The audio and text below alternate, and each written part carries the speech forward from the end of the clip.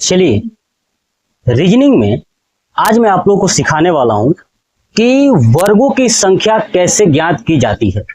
यानी अगर आपको कोई पिक्चर दे दिया जाए और उसके अंदर छोटे छोटे वर्ग बना दिए जाएं और पूछे जाए कि बताइए इसके अंदर वर्गों की संख्या कितनी है, तो आप कैसे बताओगे। इसके लिए मैं इतना बेहतरीन कॉन्सेप्ट आपको सिखाने वाला हूं कि आप देखने के बाद जीवन में कभी भी वर्गों की संख्या निकालना नहीं भूलोगे। कैसे नहीं भूलोगे, चलिए मैं आपको दिखाता हूं। सबसे पहले आपको बता दूं कि जो वर्गों की संख्या ज्ञात करना है उसके लिए आपसे दो टाइप्स के प्रश्न पूछे जाते हैं, ठीक है। यानी पहला आपका टॉपिक यही है, लिख लीजिएगा कि वर्गों की संख्या ज्ञात करना, है ना। किसकी संख्या? वर्गों की संख्या ज्ञात करना। अब इसमें दो तरह के प्रश्न पूछे जाते हैं। एक तो वर्ग के अंदर वर्गों की संख्या, ये बात आपको समझ में आ रहा है ना। यानी एक वर्ग दिया रहेगा और उस वर्ग के अंदर छोटे छोटे वर्ग बने होंगे, उनकी संख्या ज्ञात करनी है। दूसरा, आयत के अंदर वर्गों की संख्या। ये बात आपको समझ में आ गई। दो तरह के प्रश्न ही पूछे जाते हैं वर्गों की संख्या ज्ञात करना, ठीक है। यानी हम गिनेंगे कि वर्ग कितने होते हैं। चलिए तो हम लोग देखते हैं पहला क्या है कि वर्ग के अंदर वर्गों की संख्या। देखिए मैं एक वर्ग बनाता हूं, ये हमारा एक वर्ग है और इस वर्ग के अंदर छोटे छोटे वर्ग मैंने बना दिया 4। कितने हो गए? टोटल 4। आप देखिए 1 2 3 4, ये 4 वर्ग आपको इसमें छोटे छोटे दिखाई दे रहे हैं और ये वाला एक बड़ा था, इसलिए ये टोटल हो गए वर्गों की संख्या। इसमें कितने हो गए? 5। इसमें कितने वर्ग हैं? टोटल 5। छोटा छोटा 4 और ये एक बड़ा वाला वर्ग ही तो था, तो टोटल हो गए 5। यानी इसमें हो गई वर्गों की संख्या 5। अब चलिए मैं इसके लिए आपको ट्रिक सिखाता हूं, कैसे आप करोगे। वर्गों की संख्या जब भी ज्ञात करनी होगी, ठीक है, तो कैसे आप करोगे। ध्यान से मेरी बातों को सुनिएगा और समझिएगा। देखिए सबसे पहले आपको नंबर लिखना है 1 2। क्लियर हो गया? लिख दिए। नीचे की तरफ लिखना है, नीचे क्या है? 1 और यहां पे आ गया 2। आपको सबसे पहले क्या करना है कि नंबर लिख लेना है दोनों तरफ, हॉरिजॉन्टल में भी और वर्टिकल में भी, ठीक है। चलिए अब नंबर लिखने के बाद क्या करना है कि जो लास्ट वाला नंबर है दोनों तरफ क्या है? 2 है और ये भी 2 है, ठीक है। तो इसको लिख लीजिए 2 और 2 और इन दोनों को गुणा करना है। ध्यान से मेरी बात सुनिएगा, इन दोनों को क्या करना है? गुणा करना है। अब गुणा करने के पहले आपको मैं जो कॉन्सेप्ट सिखा रहा हूं वैसे करिएगा।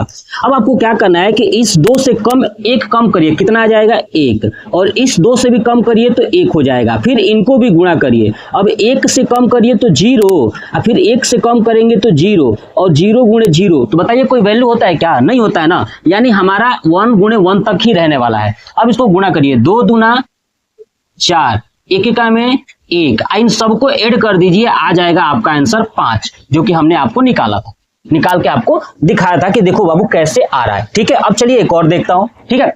देखिएगा यहां पे, है ना, आप इसी कॉन्सेप्ट के माध्यम से वर्ग के अंदर वर्गों की संख्या या आयत के अंदर वर्गों की संख्या आप ज्ञात कर सकते हो, ठीक है। तो मैंने पहला एक करके दिखाया, आप दोनों पे यही ट्रिक अप्लाई करोगे। आपको क्या करना है कि नीचे वाला जो सबसे बड़ा नंबर होगा और जो लास्ट खत्म होगा, है ना, हॉरिजॉन्टल में, उनको करना है उससे एक एक कम करके मल्टीप्लाई करते जाना है। देखिए एक पिक्चर बना रहा हूं, ध्यान से देखिएगा और देखते हैं कितने स्टूडेंट्स बना पाते हैं, ठीक है। चाहे वर्ग हो चाहे आयत हो, अगर उसके अंदर वर्गों की संख्या ज्ञात करनी होगी ना, तो ये जो मेरा ट्रिक है आप अगर समझ गए ना तो आप जीवन में कभी नहीं भूलोगे।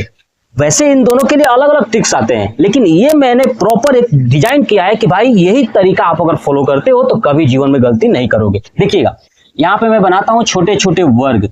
कितने खाने बने? तो 3 बने अभी।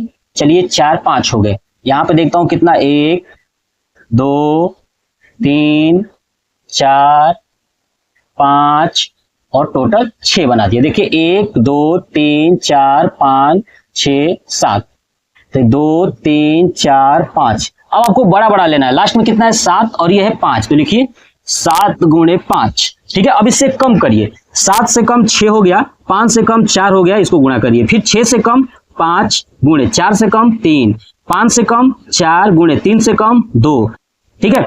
अब देखिए 4 से कम क्या हो जाएगा आपका 3 हो जाएगा, गुणे 2 से कम 1। अब 3 से कम 2 लिखेंगे, 1 से कम 0 हो जाएगा, होगा ना, एक कम तो नहीं लिखना है उसको। अब इसको गुणा करिए, 7 5 6 35, 6 चौक 24, 5 3 15, 4 दूना 8 और 3 एकम 3, इन सबको जोड़ देंगे, वही हमारा हो जाएगा वर्गों की संख्या। जोड़िए, 5 4 9, 9 5 14, 14 8 22, 22 और 3 25 का 5 हासिल 2।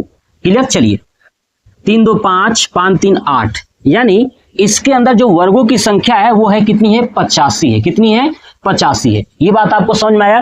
कैसे करना है, बड़ा बड़ा नंबर लेना है, उसमें से एक एक कम करके गुणा करके आप उन सबको ऐड कर देंगे तो आपके वर्गों की संख्या ज्ञात हो जाएगी। तो ये बात आपको समझ में आ गई, कितना आसान है। आप अब जो है कि आपके लिए होमवर्क है, ध्यान से सुनिएगा, ठीक है। आपके लिए होमवर्क क्या है, तो मैं आपको लंबा, देखिए ये बॉक्स की संख्या देता हूं, है ना, क्षैतिज में बॉक्स की संख्या कितनी है और ऊर्ध्वाधर में बॉक्स की संख्या कितनी है। देखिए ध्यान रखिएगा, जो क्षैतिज है, क्षैतिज, देखिए इसको बोलते हैं क्षैतिज और ये है ऊर्ध्वाधर, ठीक है। क्षैतिज में जो बॉक्स की संख्या है वो है 5 और ऊर्ध्वाधर में जो बॉक्स की संख्या है वो है आपकी 4। तो बताइए वर्गों की संख्या कितनी होगी, इसके अंदर वर्गों की संख्या कितनी होगी, ये आपके लिए प्रश्न है। और देखते हैं कितने स्टूडेंट्स कमेंट करके बताते हैं, ठीक है। तो चलिए इसका स्क्रीनशॉट ले लीजिएगा और कमेंट बॉक्स में कमेंट करके इसका आंसर बताइएगा जरूर।